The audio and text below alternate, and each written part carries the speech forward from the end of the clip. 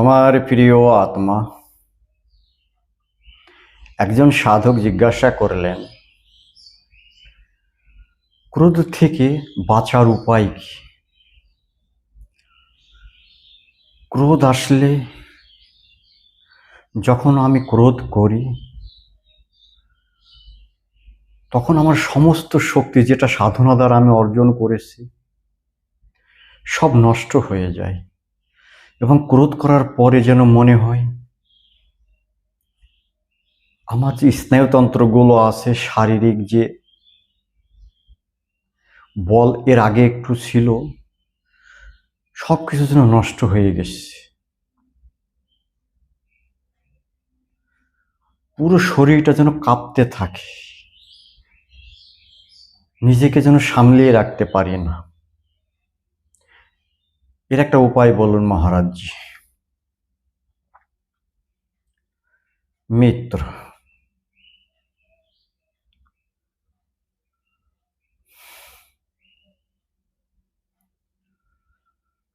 যারা ভজন সাধন করেন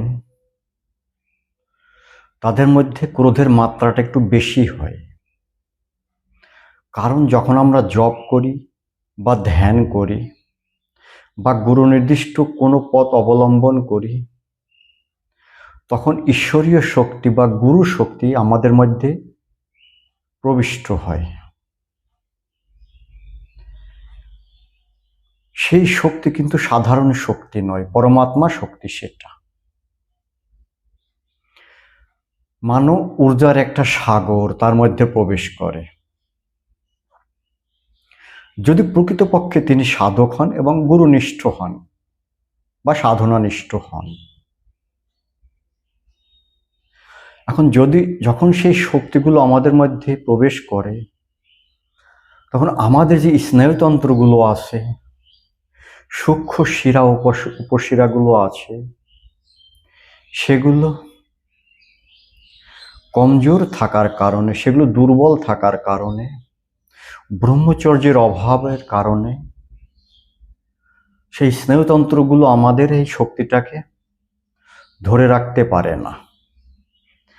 শক্তিটাকে ধরে রাখার মূল কিন্তু স্নায়ুতন্ত্রগুলো, হার্ট, লিভার, কিডনি, চোখ, কান ইত্যাদির মধ্যে যে সূক্ষ্ম শিরা উপশিরাগুলো আছে, স্নায়ুতন্ত্রগুলো আছে, এগুলোর কারণে কিন্তু আমরা শুনতে পাই, দেখতে পাই, কিছু বলতে পারি এবং শারীরিক শক্তি ধরে রাখতে পারি। যখন এই অতিরিক্ত শক্তিগুলো, ঈশ্বরীয় শক্তিগুলো আমাদের মধ্যে প্রবেশ করে,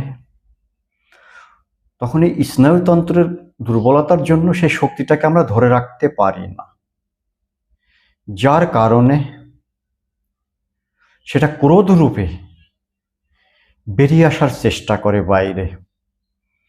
কারণ শক্তির স্বভাব হচ্ছে হয় উপরের দিকে প্রবাহিত হবে অথবা নিচের দিকে, যে কোনো দ্বার দিয়ে সেটা বেরিয়ে যাওয়ার চেষ্টা করবে। তাই ক্রোধ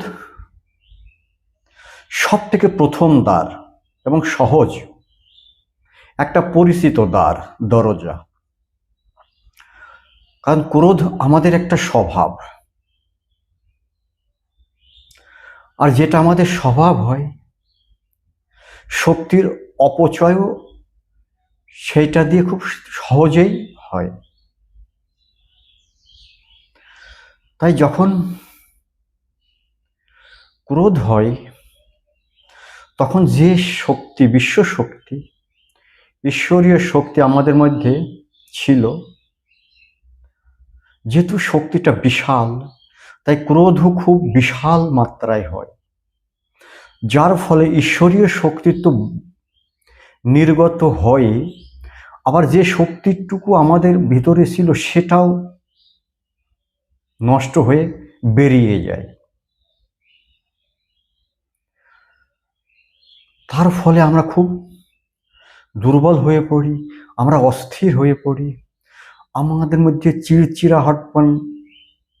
চিড়চিড়াপন চলে আসে, অর্থাৎ ক্রোধী ব্যক্তির যে যে সমস্যাগুলো হওয়া উচিত সেগুলো হয়। প্রেশার বেড়ে যায়, সমস্ত প্রকার চোখ, কান, এগুলো ধীরে ধীরে, এগুলো যে শক্তিগুলো ধীরে ধীরে কম হতে থাকে। এখন উপায় হচ্ছে এই ক্রোধ থেকে বাঁচার উপায় কি? মিত্র, যখন ক্রোধ হবে তখন একটা নতুন উপায় যেটা আমি করেছি সেটা হচ্ছে, ক্রোধ আসলে কিন্তু একটা শক্তি আসে ভিতরে, সেটা আমরা সবাই জানি। ক্রোধ আসলে আমরা যে ভয়গুলো পাই সেই ভয়গুলো কিন্তু তখন থাকে না। সাধারণত যারা ড্রিঙ্কস করে, মদ পান করে, মদ্যপান করে, সেই মুহূর্তে কিন্তু তাদের মধ্যে একটা শক্তি কাজ করে এবং সাধারণত দেখা যায় সেগুলো ক্রোধযুক্তপূর্ণ শক্তি, অহংকার যুক্তপূর্ণ শক্তি।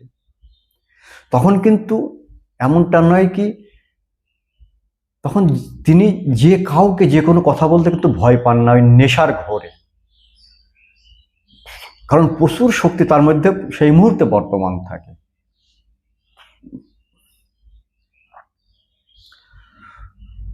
তিনি যাকে ভয় পেতেন এর আগে তাকে কিন্তু অনেক কিছু শুনিয়ে দেন, তার মনের কথা সব কিছু খুলে তাকে বলেন। তার রাগ, অভিমান, প্রেম যাই থাক তার মধ্যে, সেটা খুলে বলার শক্তি কিন্তু এই ক্রোধের মধ্যে স্বভাবতই থাকে। তখন আমরা কি করব, যখন এই ক্রোধ আসে তখন এই ক্রোধের শক্তিটা দিয়ে আমরা সেবামূলক কার্য করব। আমরা নাচবো। যখন ক্রোধ হবে আমরা শুধু একটু জাগরুকতা বা ধ্যান রাখবো যে ক্রোধটা এসেছে, এইটুকু সজাগতা থাকলেই হবে। যেই ক্রোধ আসবে তখন আমরা নাচবো, ভজন করব, কীর্তন করব এবং নাচবো, গাবো। তো এই তখন কিন্তু আমাদের যে নৃত্যটা হবে খুব সুন্দর হবে এবং যে গানটা হবে সেটা শক্তির সাহায্যে হবে। ভজন কীর্তনগুলো একটা পাওয়ার হবে তার মধ্যে। তাহলে কি হবে, এই যে ভজন কীর্তনের সাথে যে একটা লম্ফঝম্প হবে, লাফঝাপ হবে, তার ফলে শারীরিক যে মজবুতি সেটা কিন্তু আমরা পাবো, যেটা এক্সারসাইজের দ্বারা আমরা করে থাকি। অনেকের এক্সারসাইজ করতে ইচ্ছা হয় না, কিন্তু ক্রোধের সময় সেটা কিন্তু তোমরা পাবে, অনায়াস পাবে, যদি একটু এর উপরে চেষ্টা করে থাকো। ক্রোধ হলে পরে তুমি মানুষের সেবা করবে, যে শক্তিটা আসছে অর্থাৎ সেই শক্তিটা দিয়ে তোমরা সমস্ত প্রকার ভালো কর্মগুলো করবে। ক্রোধের বিপরীত হচ্ছে দয়া, প্রেম, করুণা। তো যখন এই ক্রোধটা এই মাধ্যমগুলো দ্বারা শান্ত হবে তখন কিন্তু সেই ক্রোধ কারোর ক্ষতি করছে না, আমাদের নার্ভ সিস্টেমকে ক্ষতি না করে আমাদের স্নায়ুতন্ত্রকে আরো শক্তিশালী করছে।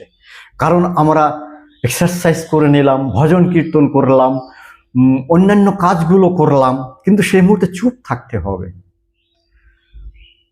কথা বলা যাবে না। একটাই শর্ত এখানে, শান্ত রাখবে, শুধু বাক্যটাকে সংযম রাখবে, বাকি সমস্ত ইন্দ্রিয় দ্বারা তুমি এই কাজগুলো করবে যেগুলো সাধারণ অবস্থায় তুমি করতে পারো না, কারণ তখন শক্তিটা থাকে না বলে। ক্রোধের শক্তি যখন তোমরা এইভাবে আধ্যাত্মিক কার্যের মধ্যে লাগাবে তখন দেখবে ক্রোধ তো ধীরে ধীরে শান্ত হবে এবং তোমার শরীর পুষ্ট হবে, তোমার স্নায়ুতন্ত্র শক্ত হবে, তোমার অন্যান্য যে জব, ধ্যান, সেই দিকে মন লাগবে পরবর্তীতে। কারণ যখন শরীর এবং মন শক্তিশালী এবং শান্ত হচ্ছে তখন। অতএব ক্রোধটাকে আমরা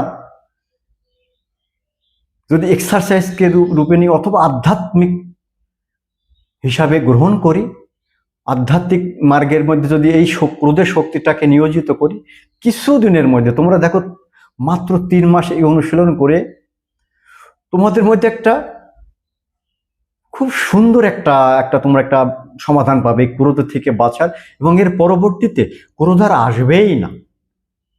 তখন প্রেম, করুণা, দয়া এগুলো তোমাদের স্বভাবে পরিণত হবে।